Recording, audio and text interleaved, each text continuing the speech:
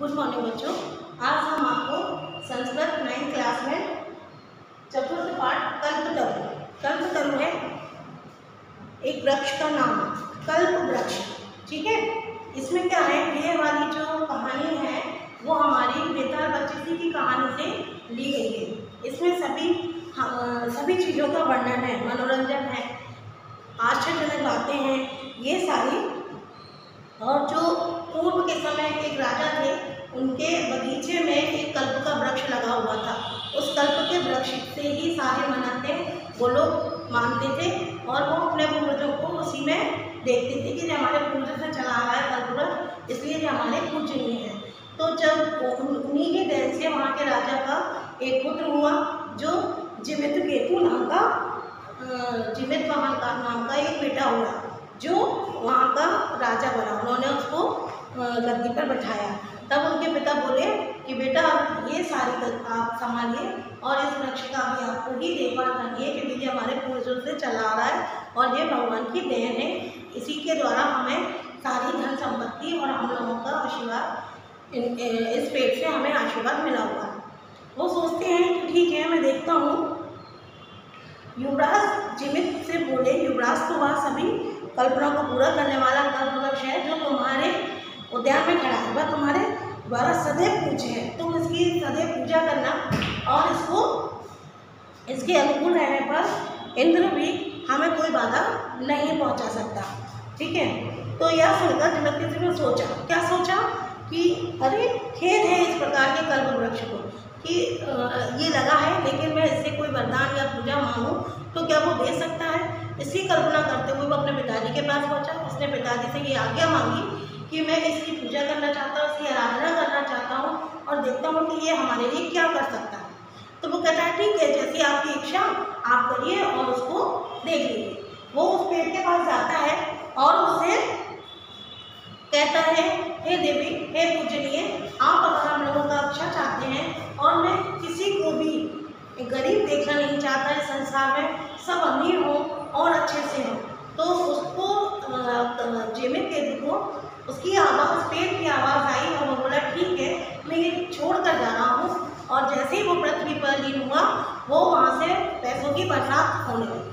आज इसी से ये प्रसिद्ध हुआ और वह थोड़ी देर में क्या हुआ, कल्प वृक्ष ने आकाश में उड़ता पृथ्वी पर सब धन की वर्षा कर दी, जिससे कोई भी निर्धन नहीं रहा और उससे इसे जीवित वाहन को सभी जीवों के प्रति क्या हो गया, सम्मान, कृपा, सबकी कृपा हुई करने की कीर्ति और जगह प्रसिद्ध। उस जीवित केतु के द्वारा सभी को अच्छा मान सम्मान मिला।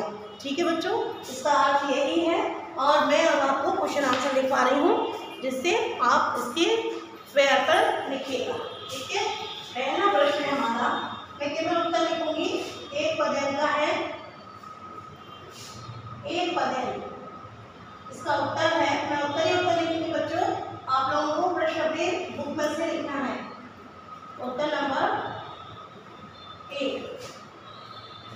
जीवित वाहन में कस्य पुत्र आसीत। जीवित वाहन किसका पुत्र था? ठीक है,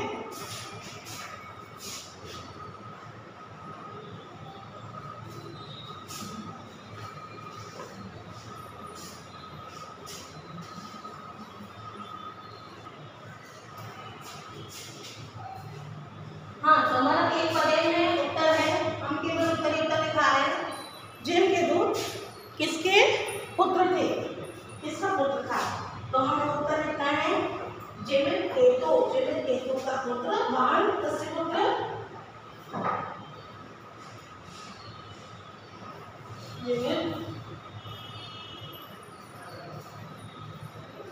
जीवित वाहन किसका था पुत्र? जीवित केतु का। ठीक है, उत्तर नंबर दूसरा है, संसारेस्मिन् कः अनश्वर भवति। इस संसार में कौन नष्ट न होने वाला होता है? कौन न नष्ट होने वाला क्या होता है? परोपकार, किसी पे उपकार करना, ये कभी नष्ट नहीं होता। तो ये क्या है? परोपकार का, परोपकार।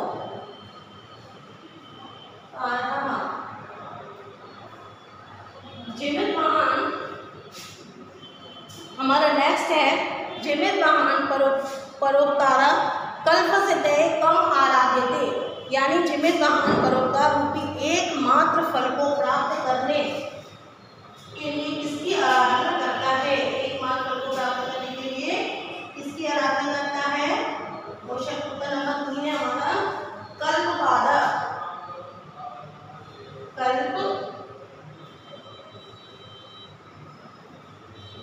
कल्पपादकम।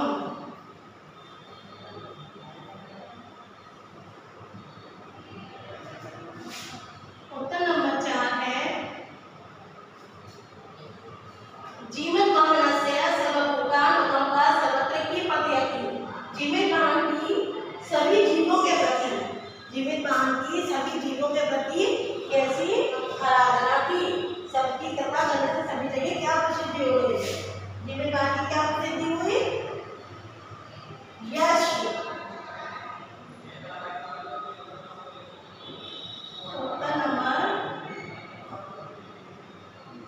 5 कल्पतरु भूमि कांड उपनिषदे कल्पवृक्ष ने पृथ्वी पर किसकी वर्षा की? वसूनी, धन की। किसकी वर्षा की थी बेटा? धन की वर्षा की थी। ठीक है, हमारा पहले का उत्तर है जीवित के दो, दूसरे का है परोपकारः, तीसरा उत्तर है कल्पपादकम और चौथा आंसर है यशः। और उत्तर नंबर 5 का है वसूनी, यानी धन की वर्षा। इसके बाद हम एक वाक्य क्वेश्चन नंबर 2 एक वाक्य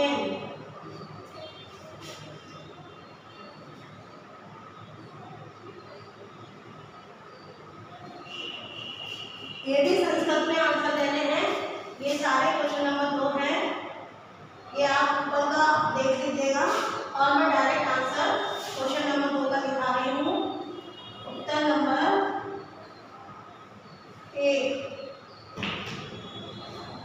उत्तर नंबर 1,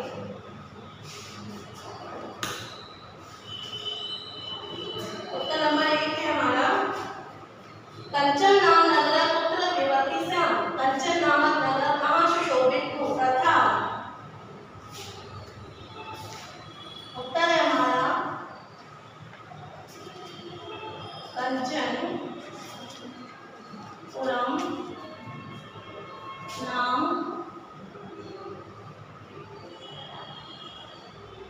नगरम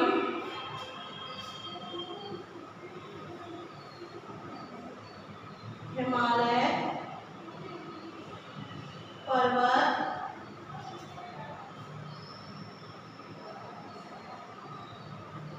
शिखरे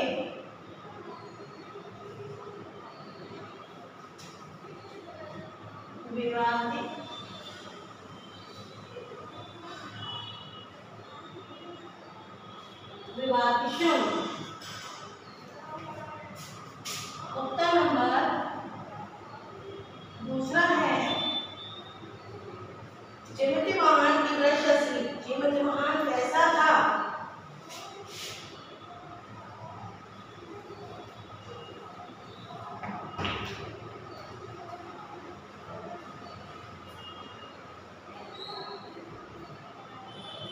जीवित वाहन महान दानवीर सर्वभूता अनुकंपी च आसीन। उत्तर नंबर 3 है हमारा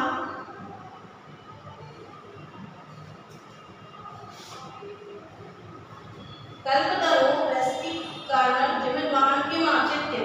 कल्पवृक्ष की विशेषता को सुनकर जीवित वाहन ने क्या किया?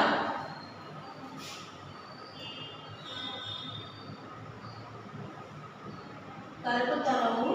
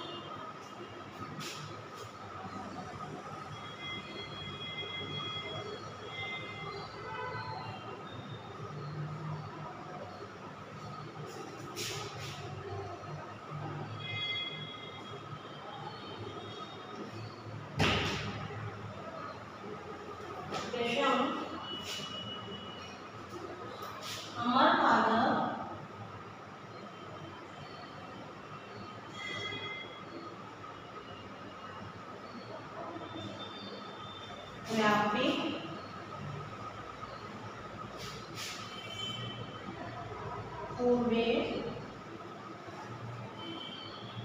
पुरुषे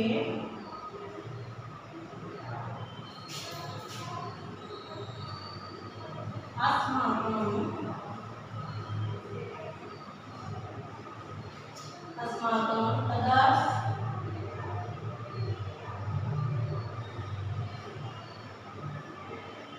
पदं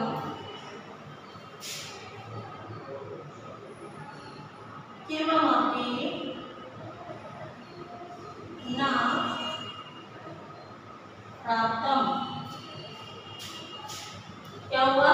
कल्पवृक्ष की विशेषता को सुनकर आश्चर्य हुआ उन्होंने खेद किया, अहो कीदृशम, अरे इस प्रकार के अमर वृक्ष को पाकर भी हमारे पुत्रों को ऐसा कुछ भी नहीं हुआ। ठीक है, न प्राप्तम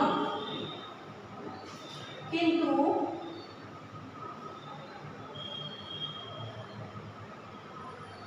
केवलम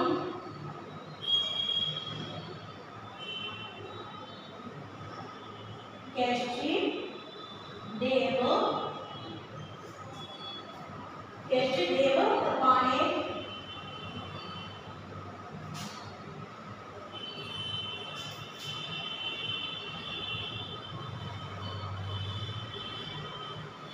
केशवती अर्थः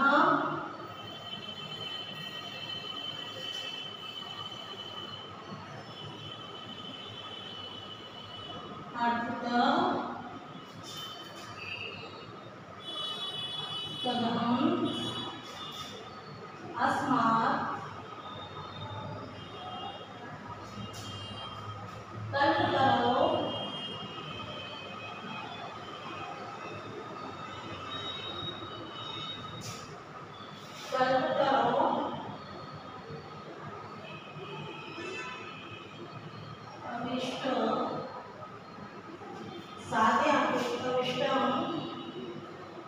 साव्यापी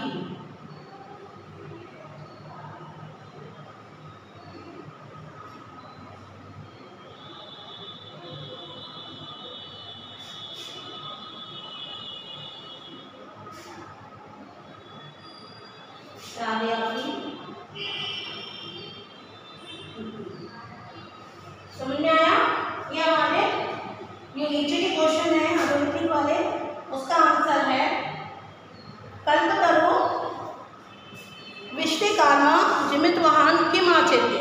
कल्पतरो वैष्णव उन्होंने सोचा, क्या सोचा बेटा कि कल्पवृक्ष की विशेषता को सुनकर जिमित वाहन ने सोचा, अरे खेद है ऐसे वृक्ष से कि हमारे जो पूर्वज थे उन्हें कुछ ज़्यादा कुछ नहीं मिल पाया, ठीक है, किंतु केवल कुछ ही अभावों से थोड़ा सा कुछ धन मिला। मैं इस कल्पवृक्ष से मन चाहे को वर को पूरा करूँगा। ठीक है, ये सारा आप लिखिएगा और स्क्रीनशॉट ले लीजिए जिससे कॉपी पर आप आराम से लिख सकें।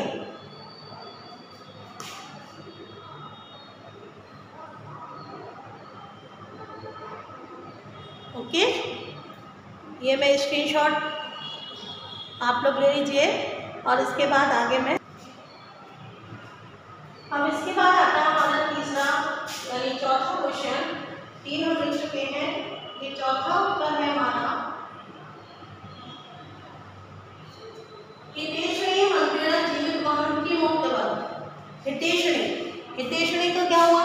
हितेशी मंत्री जीवित वाहन से क्या बोले? जीवित वाहन से जो उनके सगे थे मंत्री जो चाहते थे उन्हें, उनसे वो क्या बोले? उन्होंने इसका उत्तर में है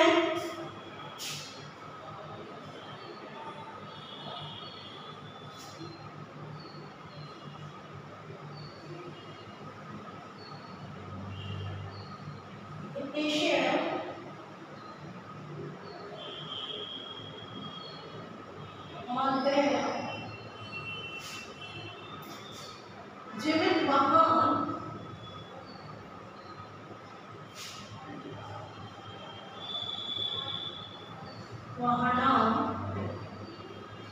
जीवित वाहनाम उक्त उनसे बोले युवराज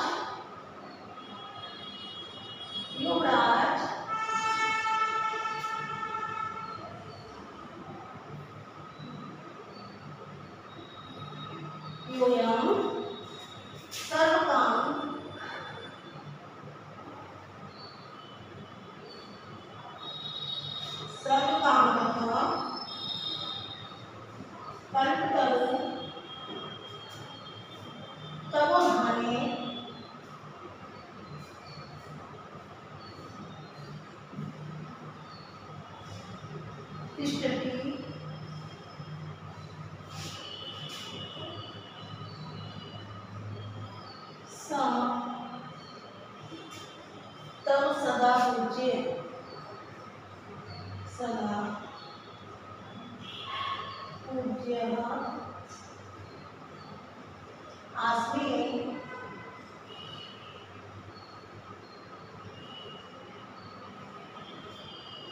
अनुकूले स्थिति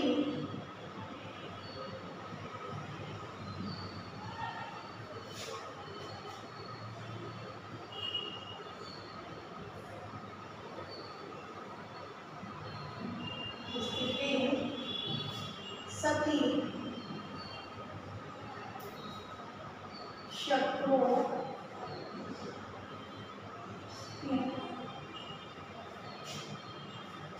आसमान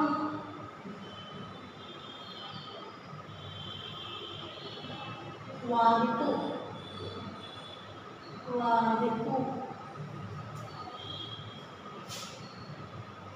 न शक्ति क्या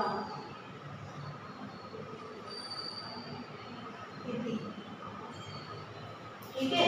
वो उससे क्या बोले, विदेशी मंत्री जो थे वो उनसे क्या बोले, उन्होंने कहा कि युवराज तो यह सभी कामनाओं को पूरा करने वाला कल्पवृक्ष तुम्हारे उद्यान में खड़ा है, तुम्हारे उद्यान में खड़ा है, वह तुम्हारे द्वारा सदैव पूज्य है, तुम हमेशा उसकी पूजा करना। इसके अनुकूल रहने पर भी इंद्र भी हमें बाधा नहीं पहुंचा सकते। आप उनकी पूजा करेंगे तो हमें इंद्र भी कोई बाधा नहीं पहुंचा सकते। नेक्स्ट क्वेश्चन है हमारा क्वेश्चन नंबर 5।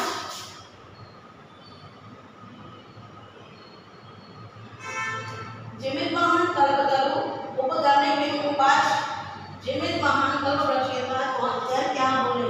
जिमित वाहन जब उस वृक्ष के पास पहुंचे तो उस वृक्ष को उन्होंने क्या कहा। उत्तर नंबर 5 है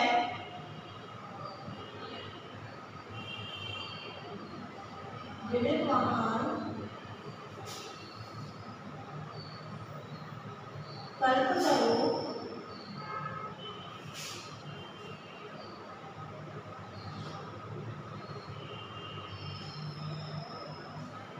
उपगम्य वाच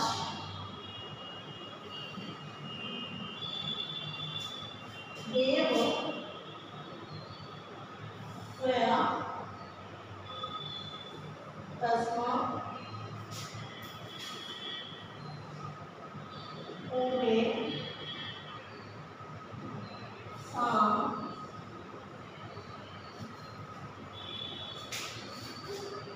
अभिष्ठा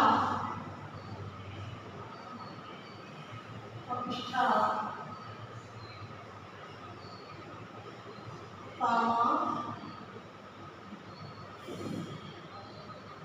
पूरिता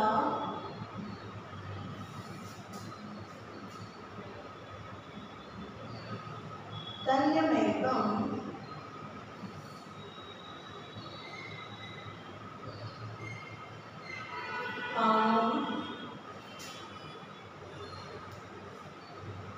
पूर्य यथा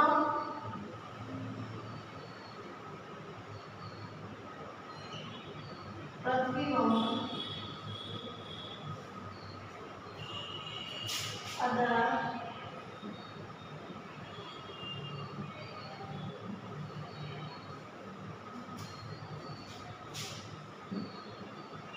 बेटा इन थोड़ी कम हो गई है मैं इसमें निकालूं।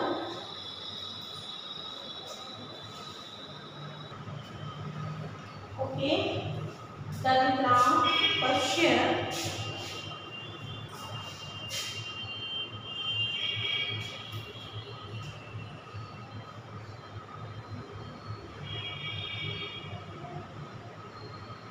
पश्यामि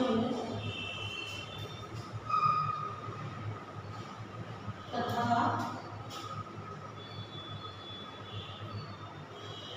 करोतु देव इति। उन्होंने कहा जिमित वाहन ने क्या कहा कि कल्पवृक्ष के पास जाकर बोले, हे देव आपके द्वारा आपके द्वारा हमारे जो हमारे पूर्वज हैं उनकी मनचाही इच्छाओं को पूरा किया गया है। तो मेरी भी एक इच्छा है, वो पूरा कीजिए, जिससे इस संसार का निर्धनता खत्म हो जाए। इस संसार की जो निर्धनता है वो खत्म हो जाए। किसने कहा? ये जिमित वाहन ने। और हे देव वैसा ही कीजिए, हे भगवान वैसा ही कीजिए, हे कल्पवृक्ष आप वैसा ही कीजिए जैसे आप लोग ने मेरे पूर्वजों के साथ किया है। उन्होंने भी यही बात कही। ठीक है, ये आपके सारे क्वेश्चन के आंसर हो गए हैं। अब नीचे वाला क्वेश्चन है हमारा, अधोलिखित वाक्येषु स्थूल पदानि कस्मै प्रयुक्तानि। वाक्यों को मोटे शब्द के लिए प्रयुक्त हुए हैं। जैसे सोनारूपरि विभूति कंचन नाम नगरम, तो उसमें क्या आएगा? हिमवते। इसमें क्या आएगा? हिमवते। क्वेश्चन नंबर 3 का पहला आंसर है, तस्य की जगह क्या आएगा? हिमवते। दूसरा है राजा सम्राट युवनंत युवराज्य अवलक्षे। जो काले दाग से लिखा हुआ है उसकी जगह हम ये लिखेंगे। ठीक है, उत्तर नंबर दूसरा है इसका, इसमें आएगा जीवित वाहन राजा। मैं पूरा लिख देती हूँ जिससे आप लोगों को समझ में आ जाए। ठीक है, पहला आएगा तस्य की जगह हिमवते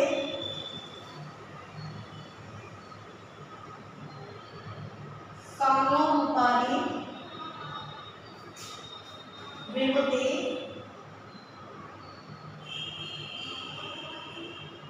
कंचन पुरम नाम नगरः।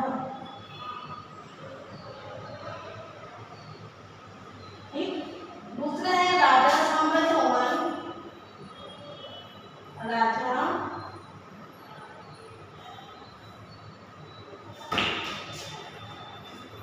सम्राट यौवनम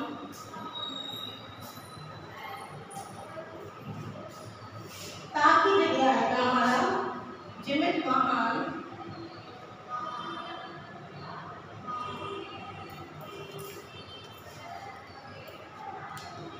जिसकी जगह मैंने लगाया है वहां मैं लाइन खींच रही हूँ, ध्यान रखिएगा। जिमित महान युवराज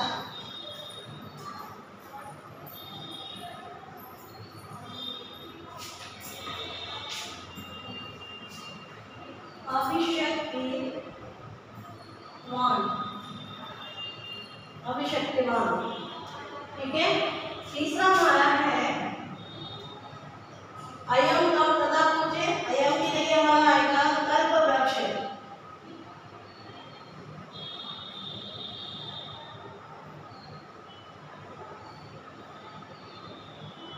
तब सदा पूज्य। चौथा है ताप स्वयं को जनासी तत् जन विचरित।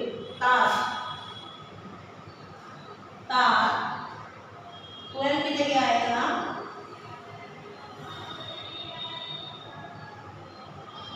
एक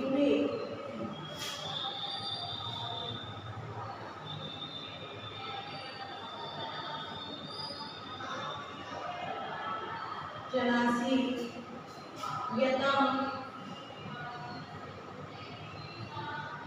धनम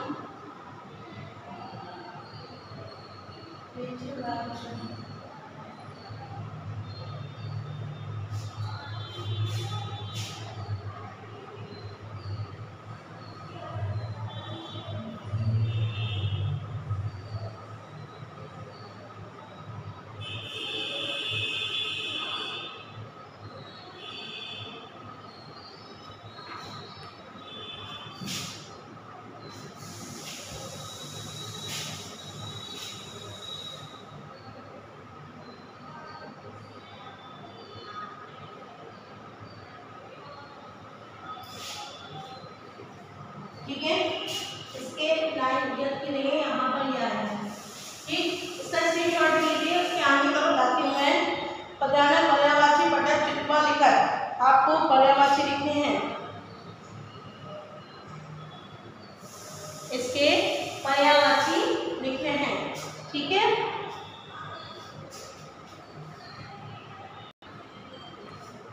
क्वेश्चन नंबर 4 का पर्यायवाची लिखने हैं शब्दों के, तो हमारे शब्द हैं ये और पर्यायवाची पर्यायपदम, ठीक। इस तरह हम एक टेबल बनाएंगे और उस पर हम लिखेंगे नंबर 1 पर्वत, पर्वतः, इसका आएगा नागेंद्र,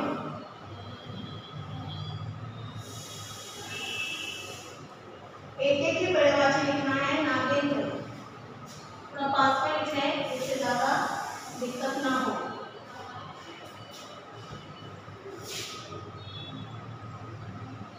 पर्यायपदम, इसका आएगा नागेंद्र,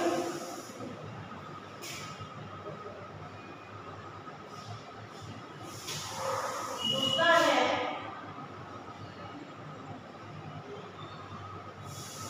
भूपति, भूपतिः यानी राजा, भूपति राजा। तीसरा है इंद्र,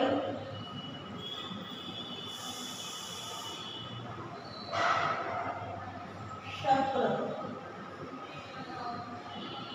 चौथा है धनम,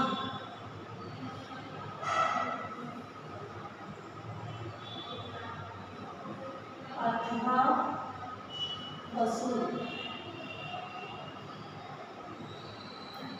पांचवा है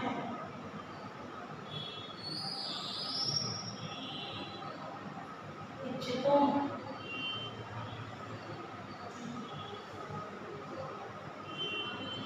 अभिष्टितम,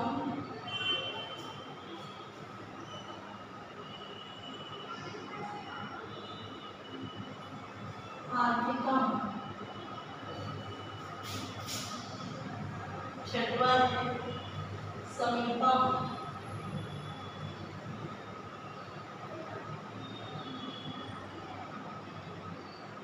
अंकितम, ठीक है। ये हमारे पर्यायवाची हैं। 7 है हमारा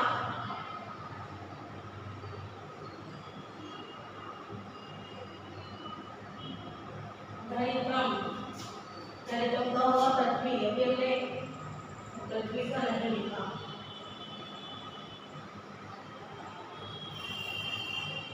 पृथ्वी। 8वां है कल्याण,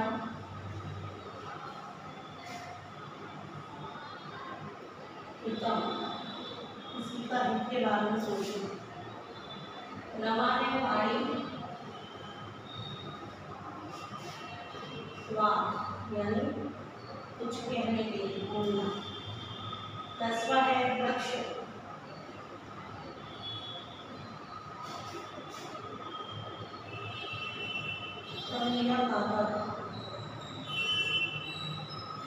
ये हमारे पर्यायवाची हो गए। क्वेश्चन नंबर 4 है, सभी बच्चे लिखेंगे इस पर्यायवाची को। और नेक्स्ट है हमारा सुमेल, यानी स्तंभ आ को स्तंभ बा से मिलाना है, ये हमें करना है, ठीक है। आप ये कर लीजिए और इसका स्क्रीनशॉट ले लीजिए, मैं इसमें आपको, चलिए मैं यहाँ लिखती हूँ।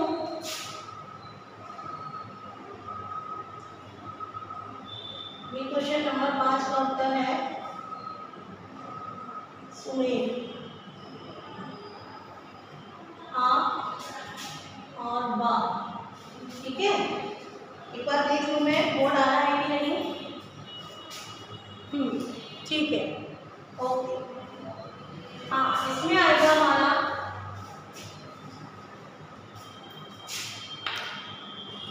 पहले हम आ कलर को लिखते हैं,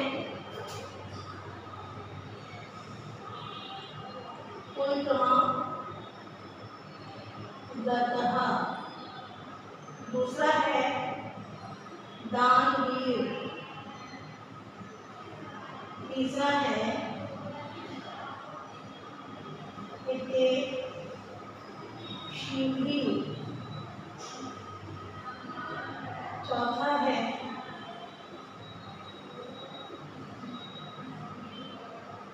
विभाज्य चलम। पांचवा है अन्य स्वरः। ठीक है, तो हमारा पहला आएगा इसमें कुल क्रामवत है, तो आएगा इसमें कल्पतरु।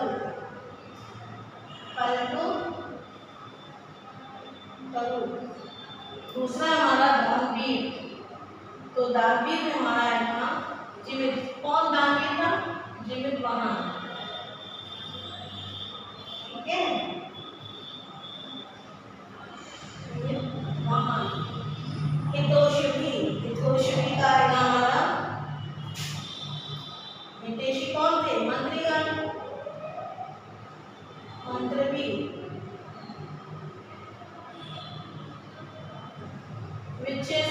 विच्छेदनम, इसका अर्थ हुआ धनम। इसकी वर्षा होगी धन की। ठीक है, और लास्ट है अन्यस्वर। अन्यस्वर तो होगा परोपकार।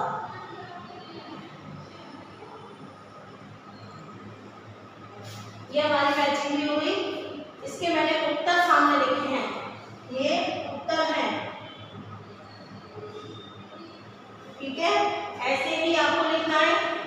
सुमेल के सामने आ को बाकी उत्तर सामने लिखने हैं, मैचिंग नहीं मिलानी है। क्लियर हुआ? सभी बच्चों के पर्यायवाची हो गए। क्वेश्चन नंबर 5 हो गया। अब इसका स्क्रीनशॉट लीजिए और अपनी कॉपी पर लिखिए।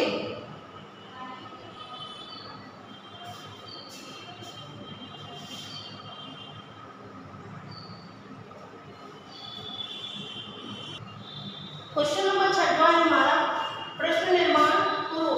इसके केवल मैं उत्तर लिख रही हूँ, आप इसके क्वेश्चन किताब में से लिखिए। तनु कृपया पुत्र बनते, वृक्ष किस कृपा से उसने पुत्र को प्राप्त किया। हमने प्रश्न निर्माण किया, इसका क्या आएगा? कस्य कृपया स पुत्रम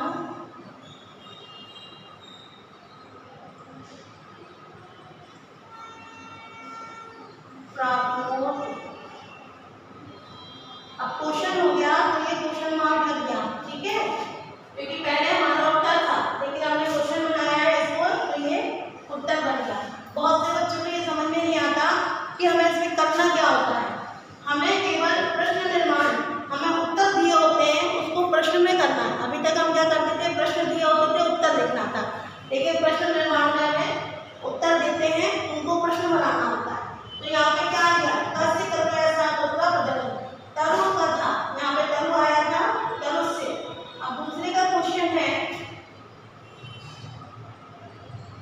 सा कल्पतरु में नवेद्यत, उसने कल्पवृक्ष से निवेदन किया। तो इसका प्रश्न हो गया सा तस्में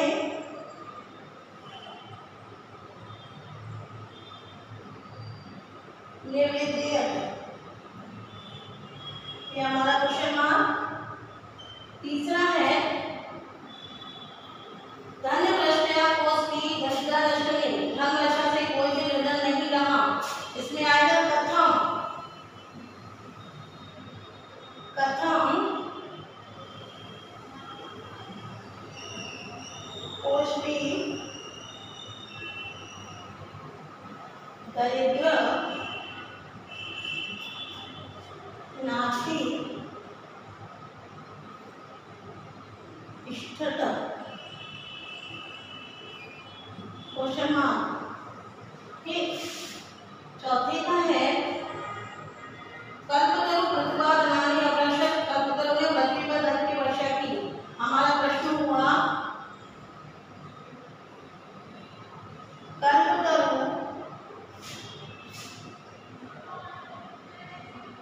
पुत्र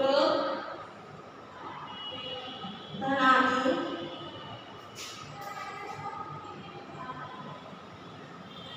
अवर्षत। Question mark. 5वां है जीवाणु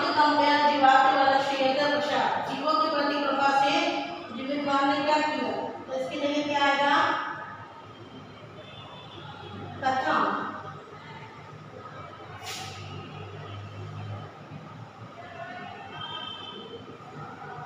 जीवितवान,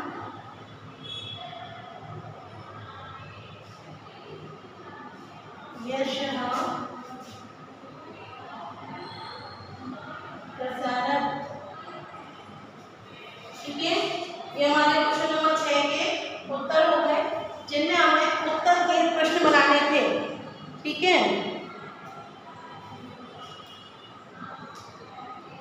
अब हमारा है इसमें चतुर्थी विभक्ति लगानी है हमें। कौन सी विभक्ति लगानी है? चतुर्थी। तो इसमें राजा का क्या होगा? स्वास्ति राजा, इसकी चतुर्थी विभक्ति हुई राज्ञे।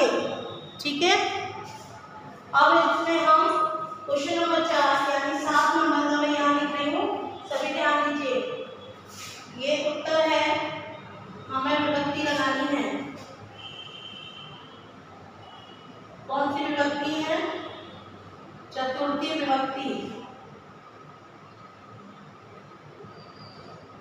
चतुर्थी विभक्ति लगानी है। ठीक है, तो हमारा पहला क्या है? स्वास्थ्य,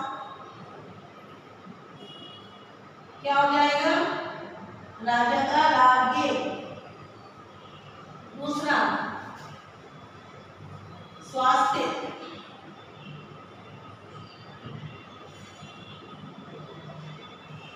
प्रजा का क्या हो जाएगा? प्रजय।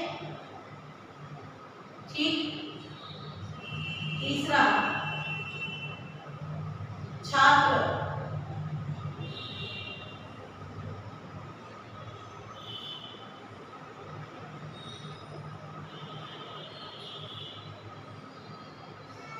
प्रजा के भी चतुर्थी विभक्ति में आता है। ठीक है, अब हम छात्र का क्या बनाएंगे? छात्राएं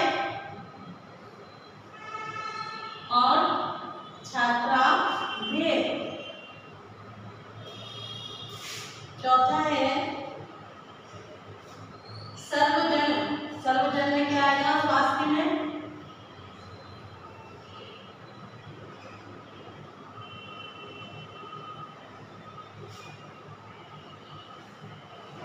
चतुर्थी विभक्ति हमने सब में लगा दी है। और सभी को ये ध्यान रहे, सभी को ये कॉपी पर करना है। ठीक है, इसका खा, ये का वाला क्वेश्चन का आंसर है 7वें का। ये का वाला क्वेश्चन है और खा वाला क्वेश्चन हम यहाँ लिख रहे हैं। खा वाला क्वेश्चन का आंसर हम यहाँ लिखेंगे।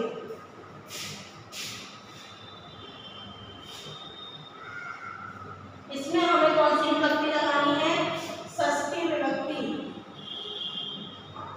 खा वाले में हमें षष्ठी विभक्ति लगानी है। ठीक है, तो पहले का आंसर है हमारा तस्य उद्याने कर्तुतलवासी ग्रह। ग्रह का क्या हो जाएगा? ग्रहस्य। तस्य ग्रहस्य उद्याने कर्तुतलु आसीत्। दूसरे का है हमारा सहा पितृ। पितृ का क्या हो जाएगा? षष्ठी में पितु। पितु अंतिकम अगच्छत्। तीसरे का होगा जीवितवान। इसकी जीवितवान में क्या जाएगा? से आ जाएगा। जीवितवान नस्य। आपको बच्चों ध्यान रखना है, जब भी षष्ठी विभक्ति आती है उसमें से शब्द जुड़ता है। ठीक है, एक जगह ऐसी है जिसमें स्य जोड़ते हैं, आधा सा और ज्ञा। ठीक है, जीवितवानस्य। क्लियर हुआ? इसका पूरा है सर्वत्र यश प्रथितम्। चौथा है हमारा आई एम तरु किम। किम का क्या होगा? कस्य।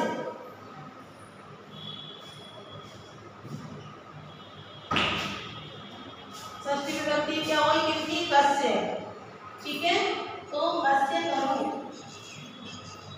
इसमें ये बदला है, इसमें षष्ठी विभक्ति ये बदली है। ठीक है, ध्यान रखना। ये हमारे पूरा चैप्टर निबट गया है। चतुर्थ पाठ कल्पतरु का क्वेश्चन नंबर 7 तक मैंने कंप्लीट करा दिया है बच्चों। ये सभी की फेयर कॉपी पर हो जाए और अच्छे से लिखना, जोड़ियां सामने लिखना है, गलत नहीं करना। और क्वेश्चन नंबर 7 तक हो गया है, सभी बच्चों को याद भी हो और कॉपी पर भी लिखा हो। Thank you.